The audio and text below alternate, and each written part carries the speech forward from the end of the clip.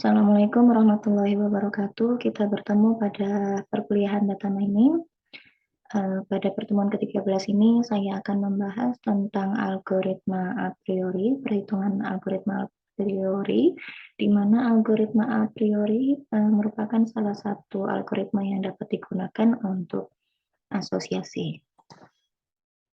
Jadi asosiasi dikenal dengan nama market basket analysis atau association rule. Association rule merupakan hubungan atau asosiasi antara kombinasi beberapa item, bisa berupa barang, orang, produk, atau apapun yang diwakili oleh kata benda yang sering muncul bersamaan. Banyak digunakan di toko-toko untuk mengatur penempatan barang atau mengontrol penjualan. Oleh karena itu juga disebut oleh dengan istilah market basket analysis. Kemudian a priori adalah algoritma yang banyak digunakan. Kemudian untuk selanjutnya, apabila suatu hubungan sedemikian seringnya muncul di dalam data, maka hubungan ini kemudian dianggap sebagai suatu keharusan atau aturan atau rule yang wajib dipenuhi. Di dalam notasi matematis, sebuah rule memiliki antecedent atau hal yang mengawali yang ditulis di kiri tanda panah, kemudian sebuah konsekuen atau efek atau akibat yang berada di sebelah kanan anak panah.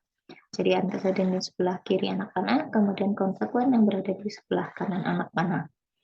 Nilai-nilai yang ada di dalam tanda kurung kurawal disebut item set, bisa terdiri dari satu item atau lebih. Nah, contohnya seperti roti, kemudian mentega. Rule tersebut menunjukkan bahwa bila mana roti dibeli, maka mentega juga. Atau kemungkinan besar akan dibeli. Jadi kemunculan roti mengakibatkan kemunculan mentega. Kemudian tahapan-tahapan pada metode algoritma a priori pada dasarnya terdiri dari dua tahapan, yaitu yang pertama, analisis pola frekuensi tinggi. Pada tahap ini, mencari kombinasi item yang memenuhi syarat minimum dari nilai support suatu database. Nilai support sebuah item diperoleh dengan rumus sebagai berikut. Support A sama dengan jumlah transaksi mengandung A dibagi total transaksi. Sedangkan nilai support untuk dua item diperoleh dari rumus berikut. Support A irisan B sama dengan jumlah transaksi mengandung A dan B dibagi total transaksi. Kemudian untuk selanjutnya, untuk tahap yang kedua adalah pembentukan aturan asosiasi. Confidence sama dengan sigma atau jumlah item yang dibeli sekaligus dibagi jumlah transaksi pada antecedent. Kemudian pembentukan rule-nya, rule yang dipakai adalah jika X maka Y, di mana X adalah antecedent dan Y adalah konsekuen. Untuk antecedent boleh lebih dari satu unsur, sedangkan untuk konsekuen terdiri dari satu unsur. Nah, kemudian kita langsung masuk ke dalam contohnya. Suatu supermarket mempunyai sejumlah transaksi seperti di dalam tabel berikut ini. Buatlah association rule dari data tersebut dengan cara menghitung nilai support dan confidence. Gunakan metode atau algoritma a priori dengan nilai minimum support sama dengan 0,3 dan confidence sama dengan 0,8. Jadi ini nilai supportnya sudah ditentukan dan confidence-nya juga sudah ditentukan. Kemudian selanjutnya untuk penyelesaiannya, yang pertama kita bentuk secara unik dulu data transaksi yang tadi menjadi satu item. Jadi ada item yang dibeli, ada roti, ada selai, ada mentega, ada susu, ada coklat. Nah, kemudian selanjutnya ubah data transaksi ke dalam bentuk tabular. Transaksi ke dalam baris, kemudian item yang dibeli masukkan ke dalam kolom. Nah, ini untuk angka 1 ini maksudnya adalah pada transaksi yang pertama terjadi pembelian terhadap item roti, selai, dan mentega. Nah, kemudian untuk yang 0, yang nilai 0 ini, maka tidak terjadi pembelian terhadap item susu dan coklat. Ya. Jadi untuk transaksi yang pertama terjadi pembelian terhadap item roti, selai, dan mentega. Kemudian untuk transaksi 2 terjadi pembelian terhadap roti dan mentega. Kemudian untuk transaksi yang ketiga terhadap pembelian terhadap roti, mentega, dan susu. Kemudian transaksi yang keempat, pembelian terhadap roti, mentega, susu, dan coklat. Kemudian untuk yang transaksi yang kelima terjadi pembelian terhadap susu dan coklat.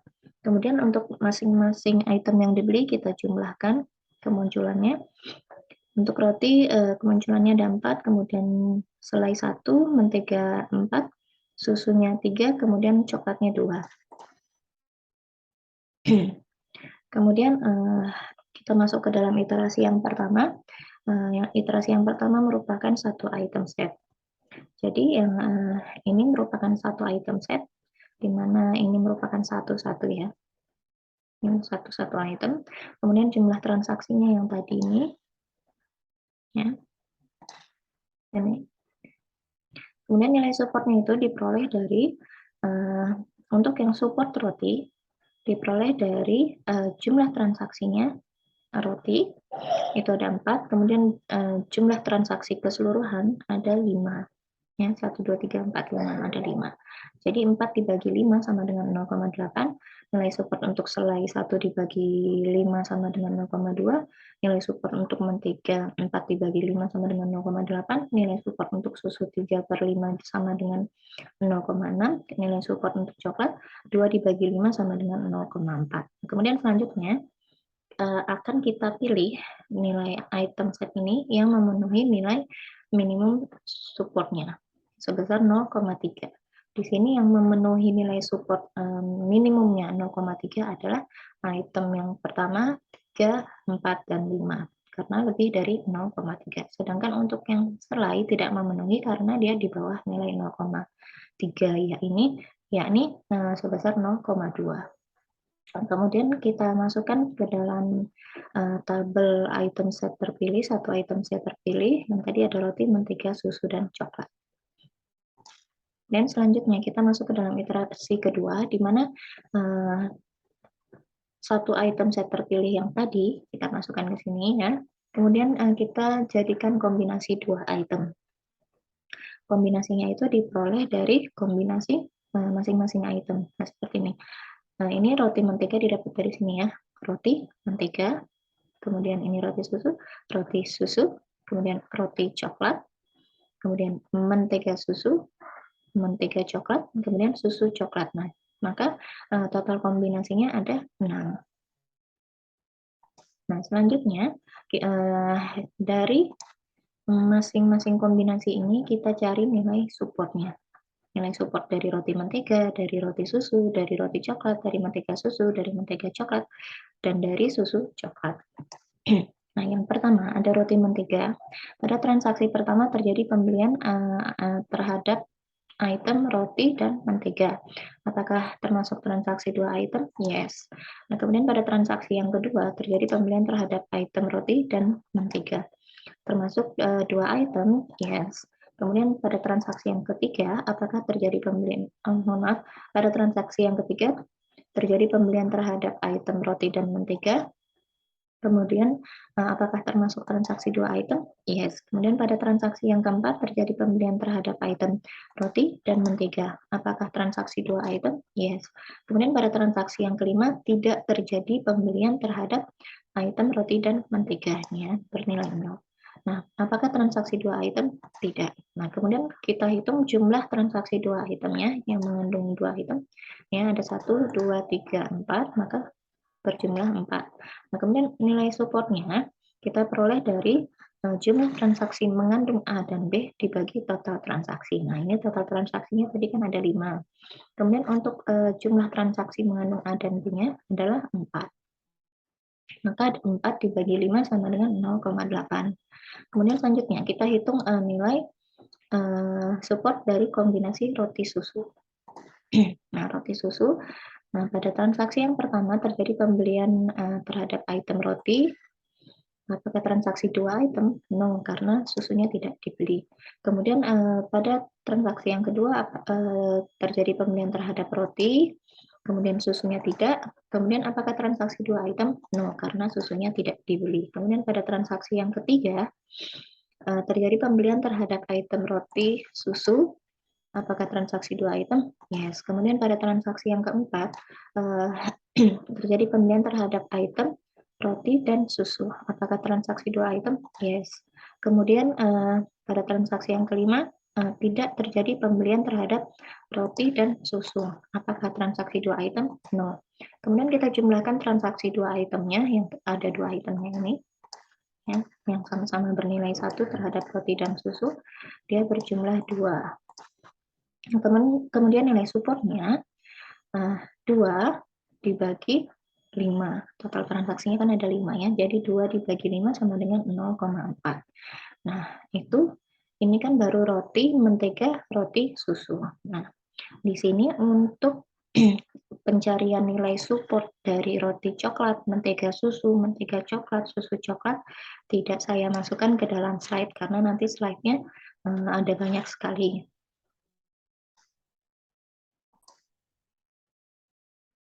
Nanti teman-teman bisa coba sendiri ya, untuk melakukan pencarian terhadap roti coklat, mentega coklat, kemudian susu coklat. Ya.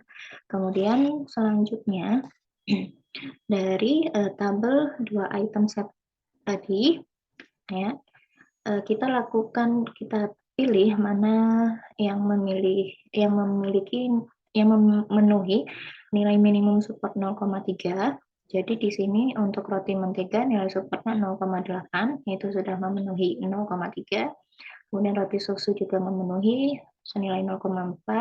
Ini untuk roti coklatnya tidak memenuhi karena di bawah 0,3. Kemudian mentega susu memenuhi di atas 0,3, maka bernilai 0,4. Kemudian untuk mentega coklat tidak memenuhi nilai minimum supportnya karena 0,2.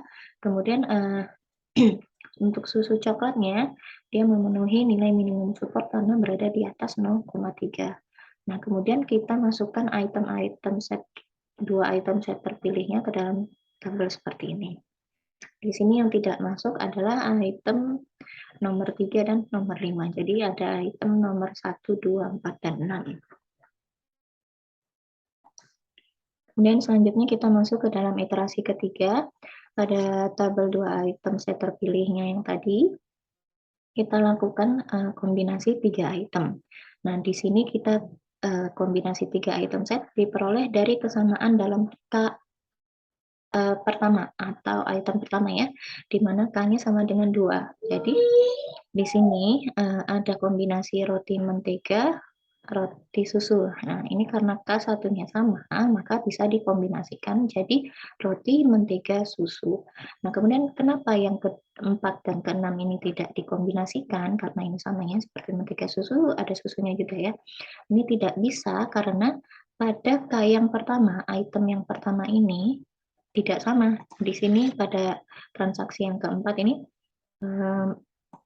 ada mentega, yang pertamanya mentega, kemudian yang di sini yang pertamanya susu, jadi tidak bisa dikombinasikan. Maka hanya didapatkan satu kombinasi 3 itemnya ini, roti, mentega, dan susu. Kemudian selanjutnya kita cari nilai support dari roti, mentega, susu.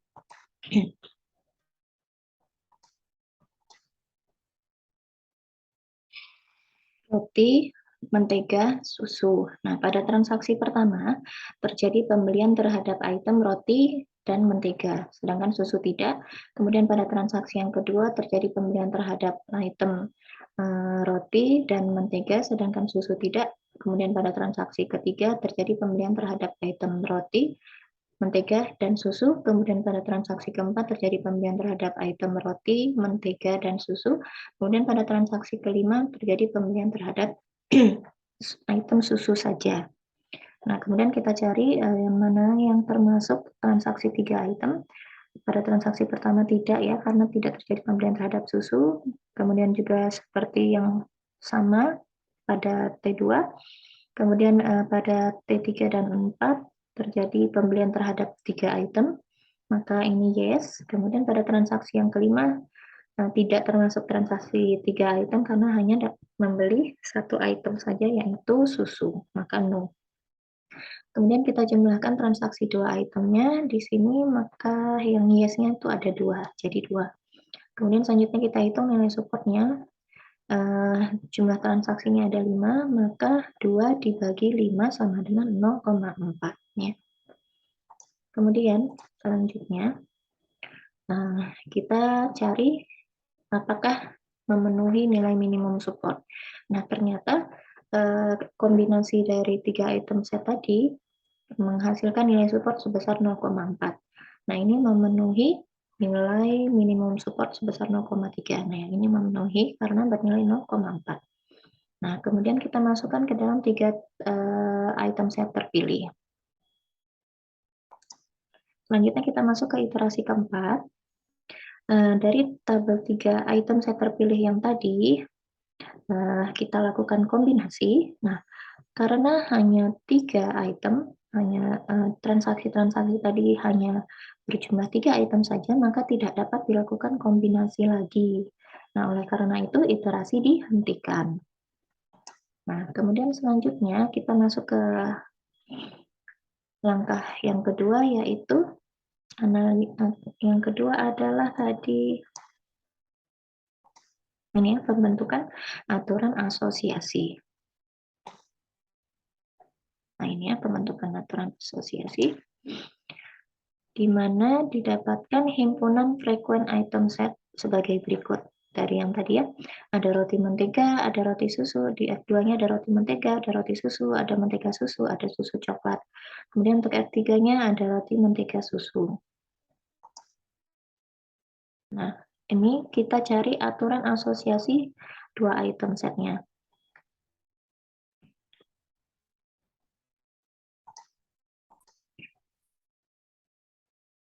Nah, ini supaya gampang, saya masukkan tadi ya, yang dalam bentuk tabularnya ke dalam Word, untuk mudah dibandingkan.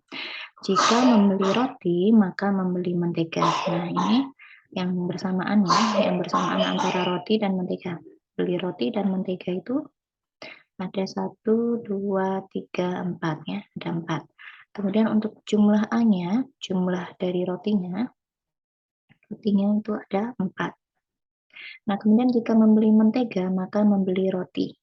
Jika membeli mentega sama dengan roti, jadi yang bersamaannya itu juga sama, ada 4, 1, 2, 3, 4. Nah, itu ada 4. Kemudian untuk yang A-nya, menteganya itu berjumlah 4. Nah, kemudian untuk membeli roti, maka membeli susu. Roti dan susu bersamaan. Roti dan susu bersamaan, ini ada 1, ada 2. Nah, ini ada 2. Kemudian untuk jumlah A-nya adalah roti. Rotinya ada 4. Nah, kemudian jika membeli susu dan membeli roti, yang bersamaannya tadi ada 2 ya. Roti dan susu ada 1, ada 2. Nah, kemudian untuk yang jumlah A-nya, yang A-nya adalah susu, nah jumlah susunya itu ada 3. Ini 3. Kemudian jika membeli mentega, maka membeli susu. Ini sama, tadi ada 2 ya, mentega dan susu. Kemudian jumlah A-nya, menteganya ini berjumlah 4. Nah, seperti itu seterusnya sampai ke bawah. Nah, untuk nilai confidence-nya itu didapat dari jumlah A per B dibagi jumlah A. Jadi 4 dibagi 4 sama dengan 1. 4 dibagi 4 sama dengan 1. Kemudian 2 dibagi 4 sama dengan 0,5. 2 dibagi 3 sama dengan 0,667. Kemudian 2 dibagi 4 sama dengan 0,5 dan begitu seterusnya sampai habis. Kemudian selanjutnya untuk kombinasi yang 3 ya. Tadi untuk kombinasi yang ketiga dapat roti mentega susu. Maka di sini kita juga kombinasikan lagi kemungkinan-kemungkinan yang muncul. Kemudian untuk jumlah A dan B, jadi ada roti, mentega, dan susu. Ada roti, mentega, dan susu. Ini ada 1, ada 2. Ya, ada 2 ya, ada 2 kejadian. Nah, ini ada 2. Kemudian total A-nya adalah roti dan mentega. Yang roti dan mentega. Roti dan mentega ada 1, 2, 3, 4. Ini 4. Kemudian jika membeli roti, susu, mentega, sama yang tadi ada 2.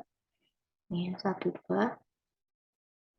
Kemudian untuk yang A-nya adalah roti dan susu. Roti dan susu ada 1, ada 2. 2. Kemudian jika membeli mentega susu roti, sama tadi ada 2. Mentega susu roti 1, 2. 2. Kemudian yang A-nya mentega dan susu. Ini 1, 2, 2. Nah, untuk nilai confidence-nya, ini 2 dibagi 4 sama dengan 0,5, 2 dibagi 2 sama dengan 1, kemudian 2 dibagi 2 sama dengan 1. Nah, kemudian selanjutnya, kita akan mencari asosiasi finalnya, di mana aturan yang digunakan adalah aturan yang memiliki nilai confidence lebih dari sama dengan 0,8. Nah, yang ini tadi, kita cari yang melebihi nilai 0,8. Yang melebihi nilai 0,8 ini yang nilai 1 ini ya.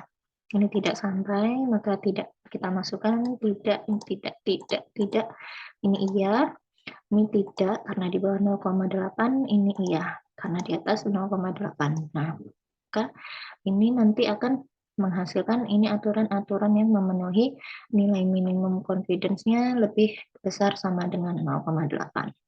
Nah, kemudian selanjutnya untuk nilai support dan confidence-nya ini kita kalikan. 0,8 dikali 1 sama dengan 0,8, 0,8 dikali 1 sama dengan 0,8, 0,4 dikali 1 sama dengan 0,4, 0,4 dikali 1 sama dengan 0,4, kemudian 0,4 dikalikan 1 sama dengan 0,4. Maka aturan asosiasi yang digunakan adalah aturan yang memiliki hasil paling besar dari perkalian nilai support dengan nilai confidence. Nah, ini kita cari nilai yang paling besar. Di sini kita dapatkan ada aturan 2 ini ya, jika membeli roti, maka membeli mentega, kemudian jika membeli mentega, maka membeli roti. Nah ini, dia lebih besar sama dengan 0,8. Nah ini merupakan contoh perhitungan dari algoritma a priori. Nah itu merupakan slide terakhir pada pertemuan kita ini. Maka pertemuan ini saya akhiri dengan alhamdulillah dan wassalamualaikum warahmatullahi wabarakatuh.